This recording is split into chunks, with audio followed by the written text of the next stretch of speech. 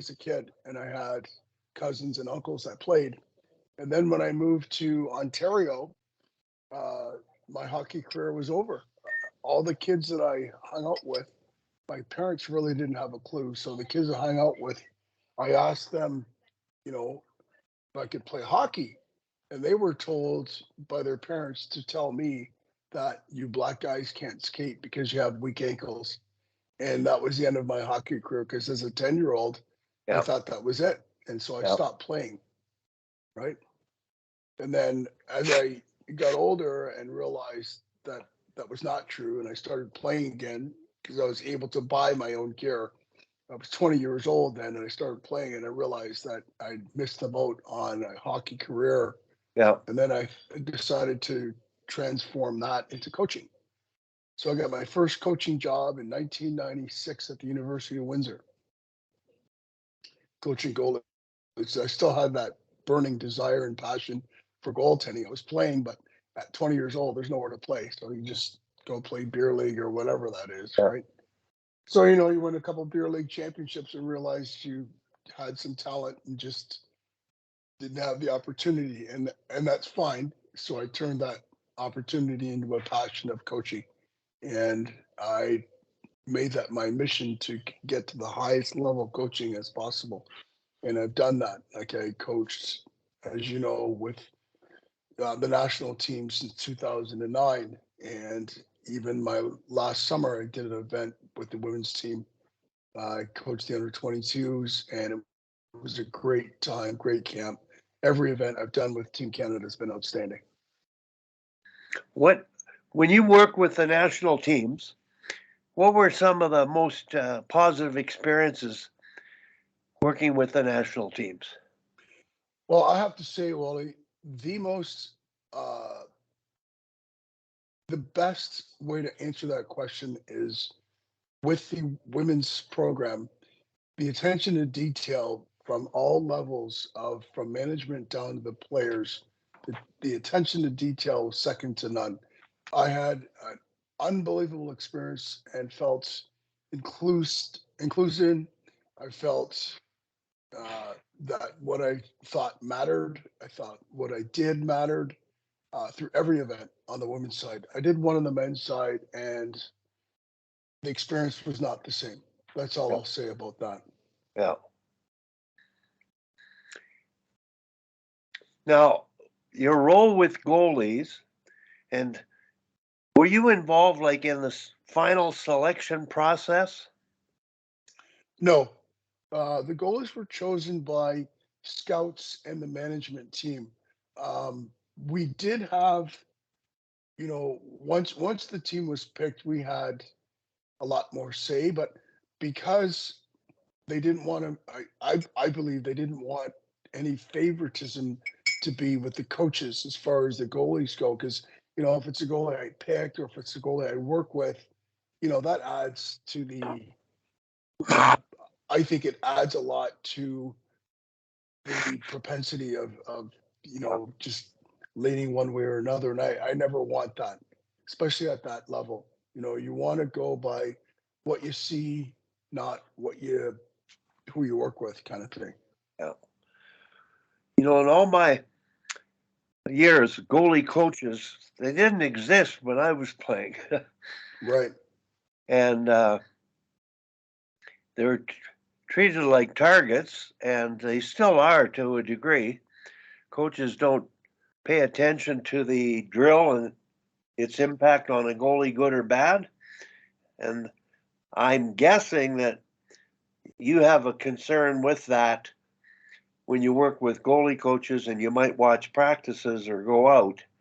And are you able to interact with them at all and make changes, and that they will make changes and adaptations to suit the goalie better? Yeah, that's a great question, Wally. How I'll answer that is it all depends on the the openness of the goal of the coaches. Good morning, Tim.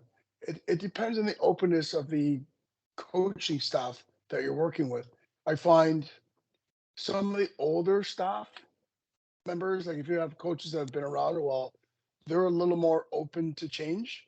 Yeah. where the younger coaches who are always trying to find their way and make their mark on the game are not as easily swayed into adjusting the practice with a goalie coach there. I'm currently working with a team, Bell Tire, with two young coaches, and I'll call them beforehand and say, I'm coming. Can we adjust practice a little bit? Yeah, yeah, we'll take care of you when I get there. What happens is I end up, jumping in when the drill is between drills. I'll have a quick conversation with the goalie, and basically I move pucks. So I'm trying to get them to understand to integrate the goalie into practice more. But I find the young coaches, it's a tough road to hoe. Was this the case with national teams? No, not at all. And again, I'll say on the women's side, not at all.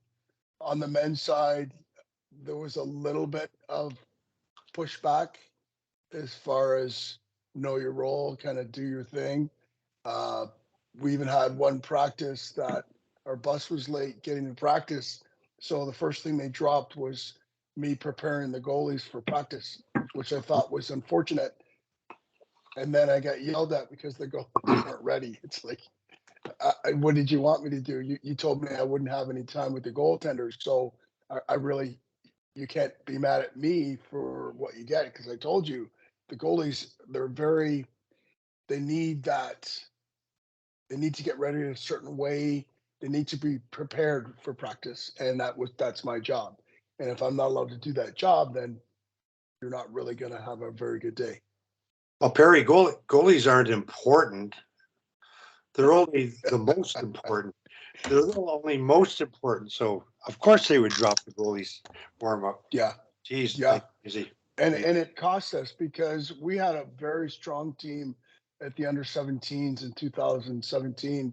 And like we had the likes of Quentin Byfield, Jamie Drysdale, John-Luc Foudy, um, Will Cooley, a couple other guys from the West that were just phenomenal hockey players. But our goaltenders I had one from the West and one from the East, and they were great. But I just didn't feel that we had enough time to really prepare them for this level of compete. And it was unfortunate because we had a team that should have won it all. Well, before I get Michael to introduce himself, I just want to get Perry told me an interesting story about his start and getting into goaltending, and I just found we've done some talk here on inclusiveness, but this is worth hearing for our audience for sure.